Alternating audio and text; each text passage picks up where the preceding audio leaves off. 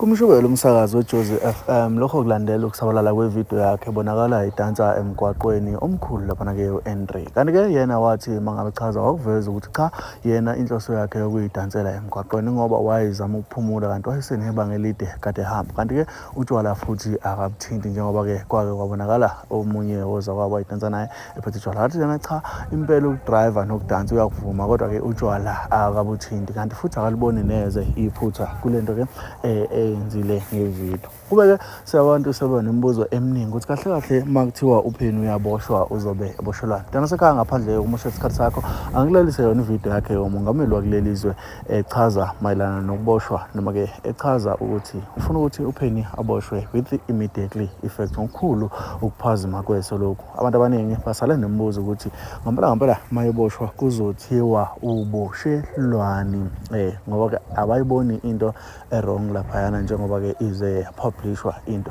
Na ividiyo kamongameli ngiphinde ngifakele futhi ividiyo yakhe ke uPenny Ntuli echaza mayelana nevidiyo esabalele. I have seen a video of a certain radio host from our country. I think her name is Penny Ntuli, if I'm not wrong. Now, this radio host is twerking on a very busy road.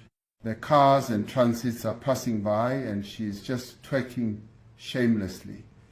I'm ordering for immediate arrest of that female radio host.